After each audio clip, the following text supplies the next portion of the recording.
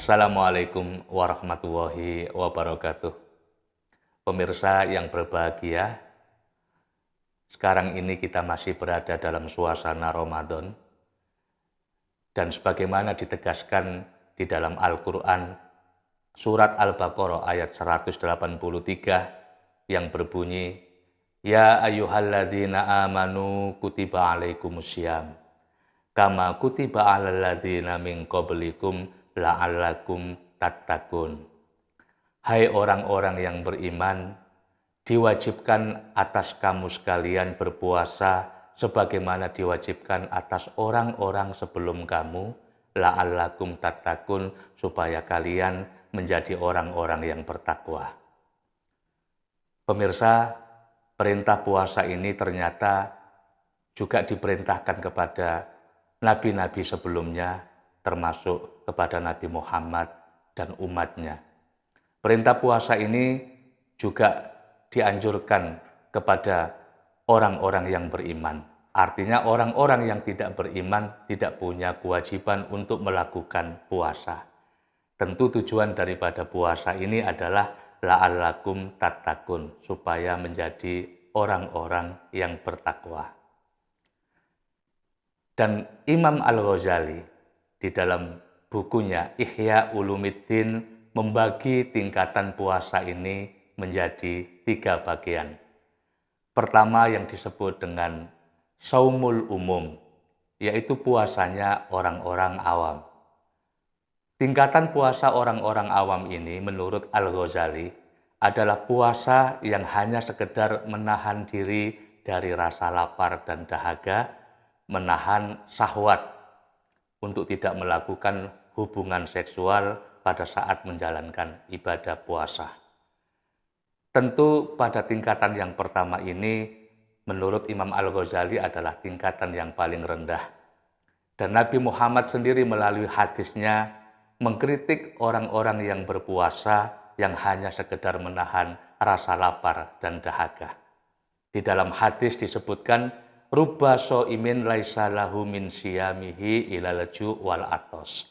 Berapa banyak orang yang berpuasa, mereka tidak mendapatkan apa-apa kecuali rasa lapar dan dahaga. Dan juga di dalam hadis yang lain, wa rubba qa'imin laisa lahu min qiyamihi illa syahr. Dan berapa banyak orang melakukan ibadah sholat tarawih, sholat tahajud, mereka tidak mendapatkan apa-apa kecuali rasa capek. Tingkatan yang kedua yang disebutkan oleh Imam Al-Ghazali adalah Shaumul Khusus, yaitu puasanya orang-orang yang khusus, puasa yang istimewa menurut Al-Ghazali. Tingkatan kedua ini, mereka orang-orang menjalankan ibadah puasa tidak sekedar menahan rasa lapar dan dahaga, tetapi mereka juga bagaimana melindungi lisan mereka, mata mereka, telinga, kaki, dan semua anggota organ tubuh ini supaya tidak terjerumus dalam satu tindakan yang justru itu akan membatalkan puasa.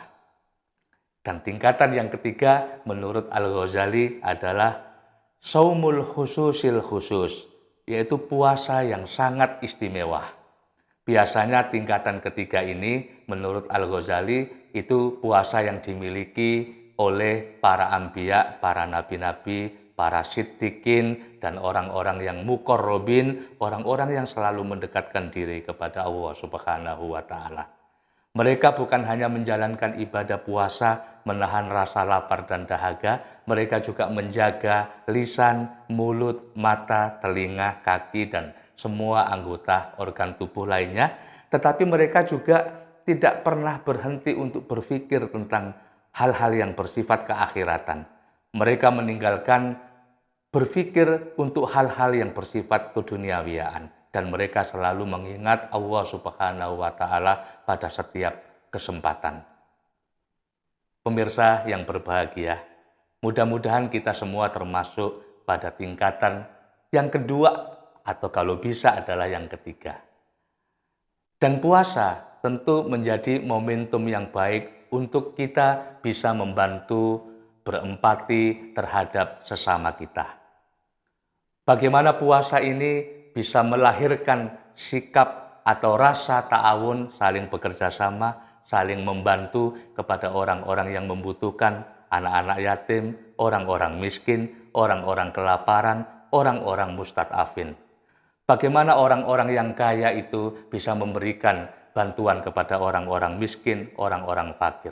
Orang yang berpengetahuan bisa berbagi ilmu pengetahuan kepada orang lain, dan orang-orang yang berada di dalam lingkaran kekuasaan misalnya bisa menyejahterakan masyarakatnya.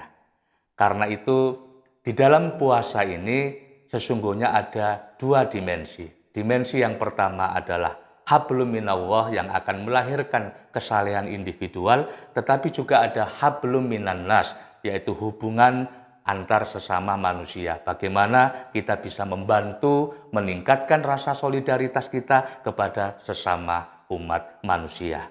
Karena sejatinya di dalam agama selalu mengajarkan nilai-nilai kemanusiaan. Demikian dari saya akhiri.